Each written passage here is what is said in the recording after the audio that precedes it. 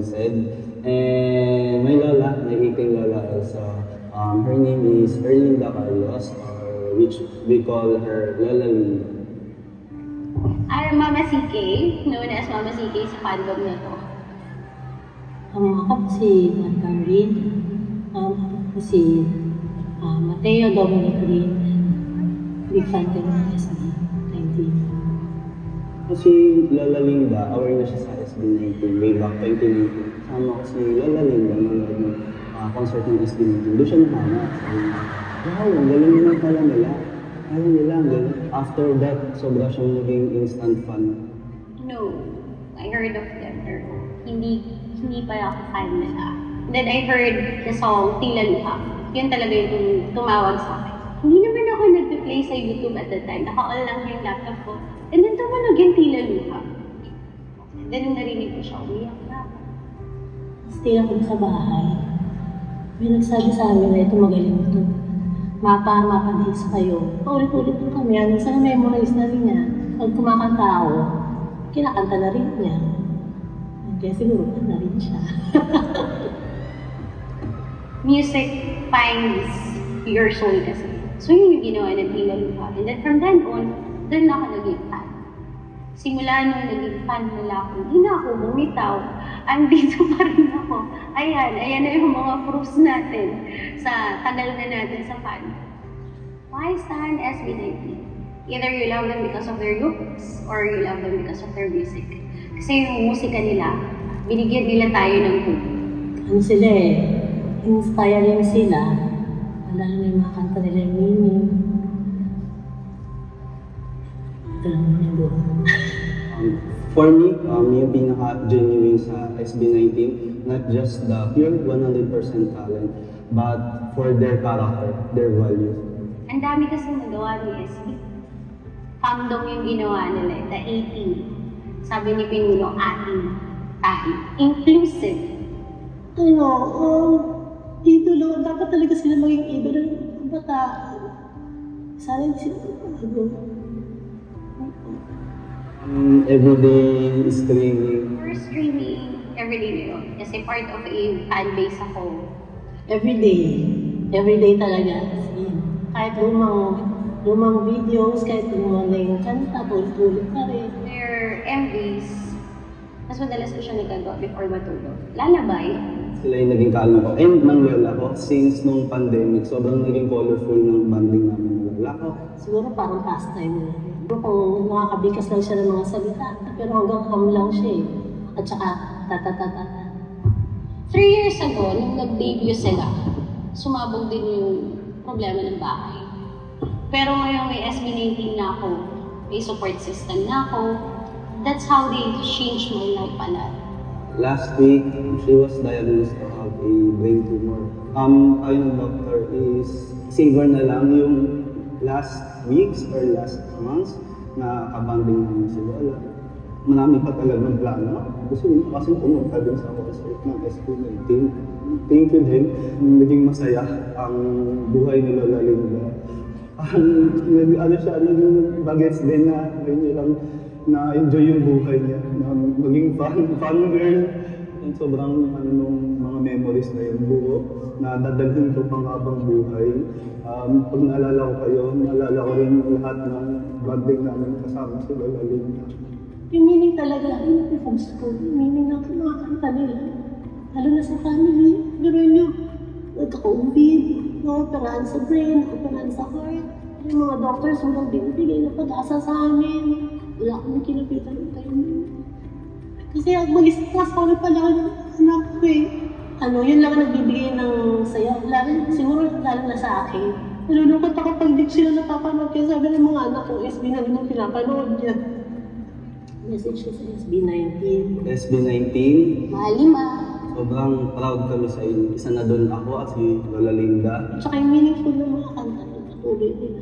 Hindi na kami suportado kayo ng 18, andito kami sa likod ninyo. Kasi kayo rin yung nasa likuran namin. Thank you. Thank you so much. Sana huwag kayo magbago. Mahal namin Lola.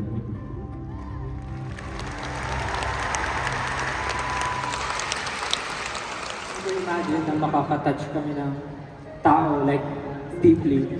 Kasi deep inside, kami rin naman may sugat, kami rin naman may pinagdadaanan.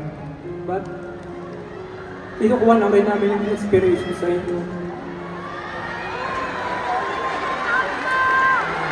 But, hearing your stories, parang somehow, yun na rin yung gamot namin sa sarili namin. Kasi, sa totoo lang, ginagawa namin to para sa sarili namin. And kayo yung bonus doon na nakikita namin na we touch your lives and we get to inspire other people. And now, masasabi ko na finally na nakakatulong na kami sa family namin. Dahil din sa inyo yun. And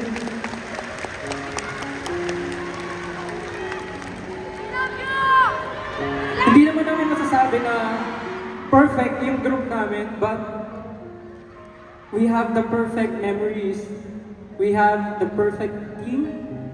And we have the perfect support system, which is kaming lima and yung family namin.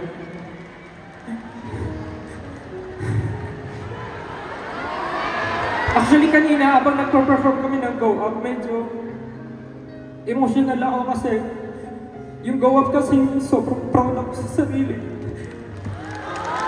Eme lang! Hindi, joke lang. Hindi. Ang hirap naman kasi umiyak eh. Nandito rin yung... Nandito si baby. Alam mo, ito, sister, umiiyak kasi. Hindi! Eme kayo. Punta natin si baby boy.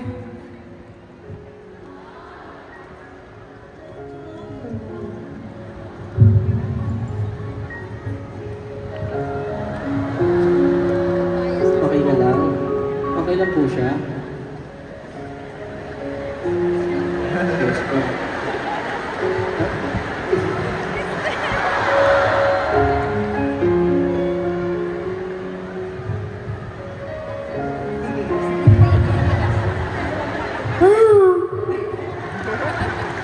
Alam niyo ba sobrang...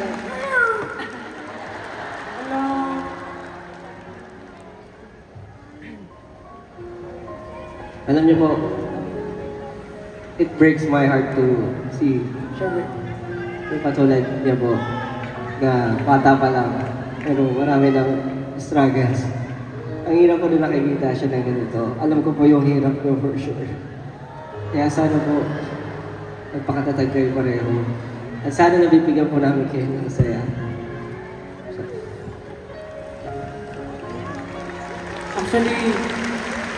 Actually, mahirap yun para sa side ni Mami to share and to expose baby na makita na parang kung ano yung pinagdadaanan nila as a family na silang dalawa lang nagtutulungan. But Mommy always know that kahit hindi man tayo personally magkakilala, lahat kami dito, we are very proud of you.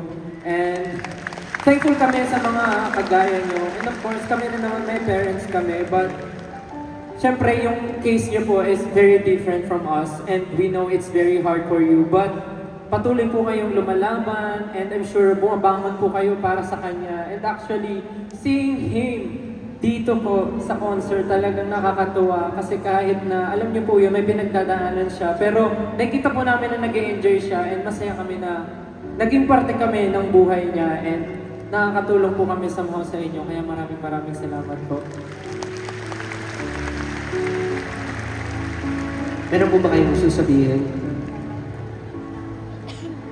Salamat lang talaga sa yung music niya po, malaking tulong. Hindi niyo lang po alam kung ano nagawa sa buhay namin maglola. Pandemic time.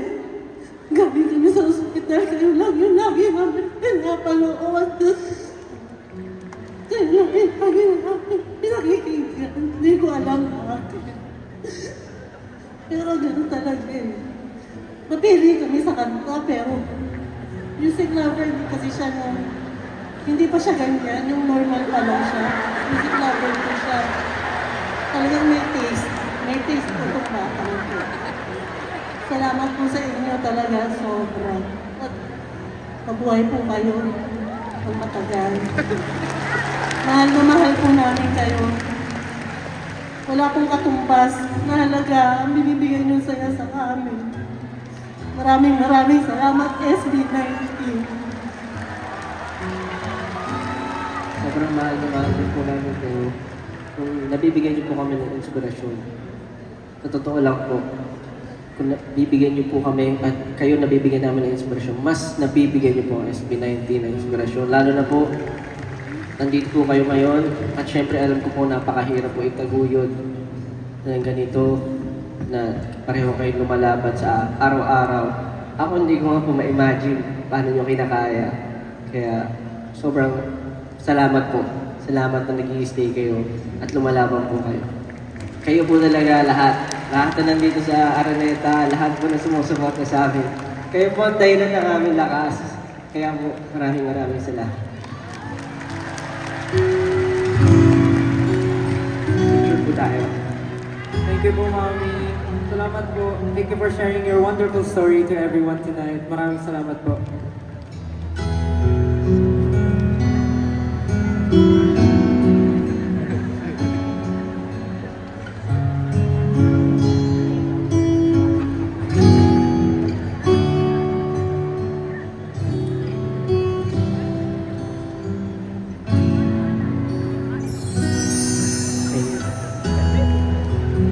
Thank you so much, Mommy. Thank you so much.